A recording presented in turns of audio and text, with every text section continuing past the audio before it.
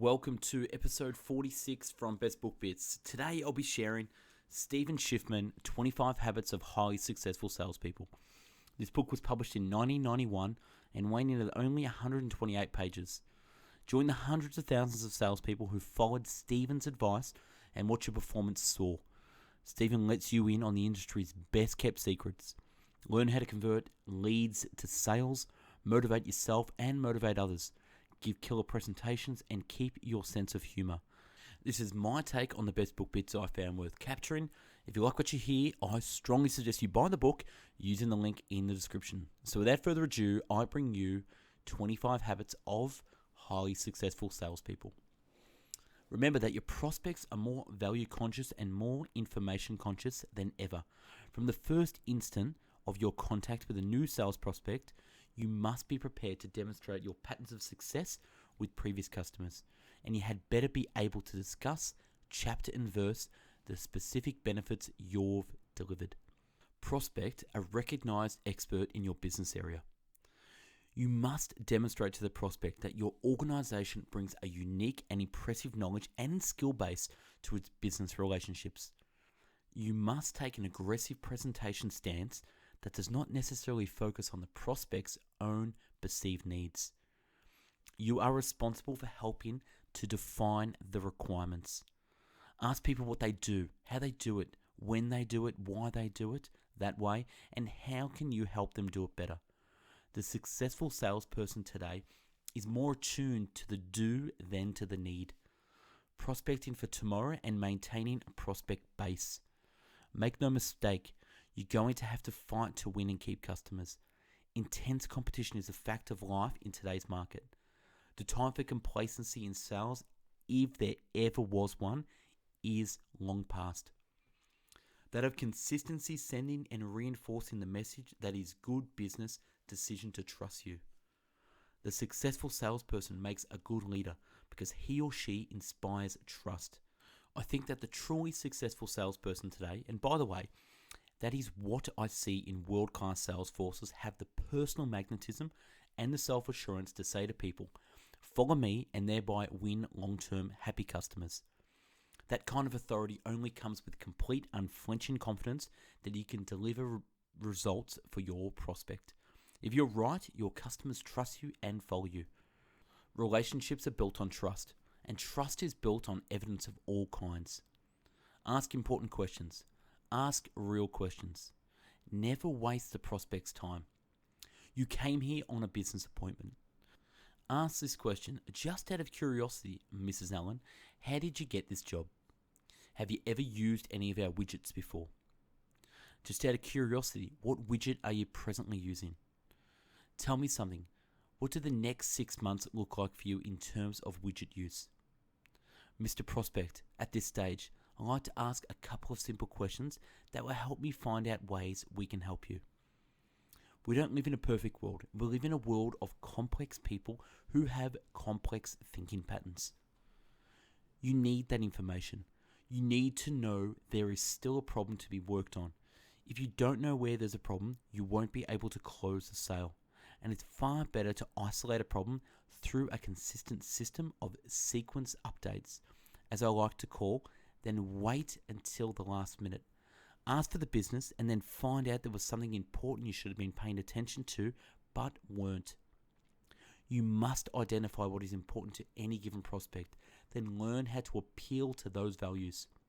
There is an advantage to beginning an exchange by focusing on your own observations and experiences, tactfully of course. Doing so takes some of the pressure off your prospect, who will be expecting you to try to draw him in. When the person starts to talk about himself, lean in to the conversation. I also put down the pen I'm using to take notes. This serves as a subtle validation that the prospect's experiences are inherently interesting. By most successful salespeople I know, a sense of who they likely customers is, and then put themselves in front of as many of those types of people as possible. The salesperson as tactful educator and facilitator, not steamroller. Look at each lead as a sales relationship, and remember that relationships take time to develop. Back off and establish some kind of relationship. So exchange a few pleasantries.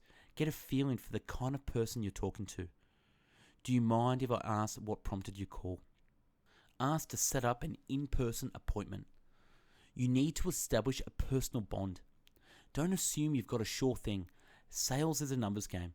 Your objective is to turn the odds in your favor in as many different ways and on many different occasions as humanly possible. Pretending you're a consultant because you are. Treat all your sales work as a consultative assignment. The best salespeople are professional problem solvers. If you sell cars, then you should consider yourself in the business of solving transportational problems.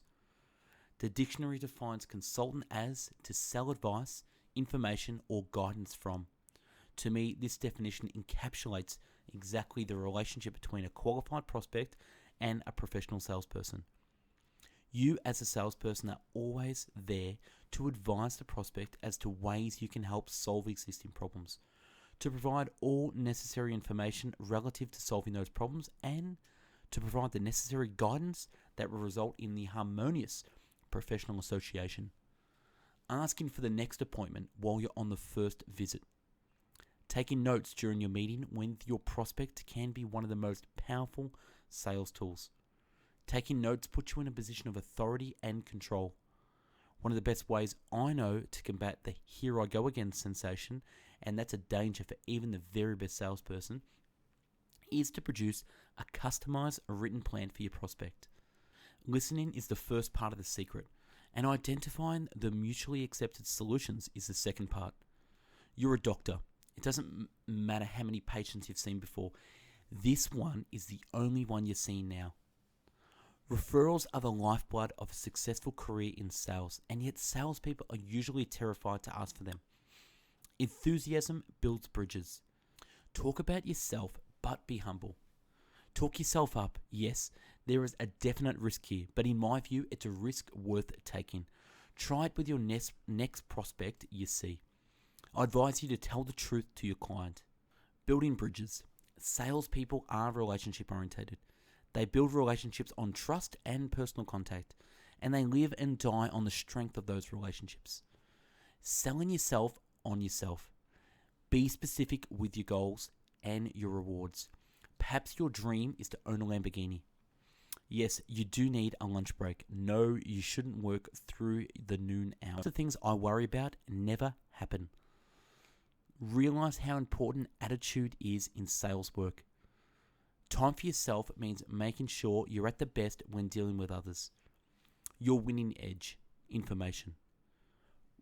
Call or write your prospect the day after your visit. The vast majority of salespeople who meant to do this never actually got around to it. I strongly suggest that you build these contacts into your daily schedule. Public speaking rates as one of the most commonly shared fears human beings can have. Yet I'm going to suggest that you take time to develop your skills as a speaker and get out and share your unparalleled experience in the field with your audience. Give public speaking a try. Current research indicates a routine you stick with for 21 days will become ingrained and will become a permanent habit you can incorporate automatically. That is it. Thanks for watching episode 46 from Best Book Bits. Stephen Schiffman, 25 Habits of Highly Successful Salespeople. Follow us on social, search us on Facebook, Instagram, hashtag Best Book Bits, Twitter @Best Book Bits. If you liked the video, purchase the book on Amazon by clicking the link in the video description. Subscribe to the channel, give me feedback on what you think, and if there's a book you want me to do a summary on, let us know. Thanks for watching. Have a great day.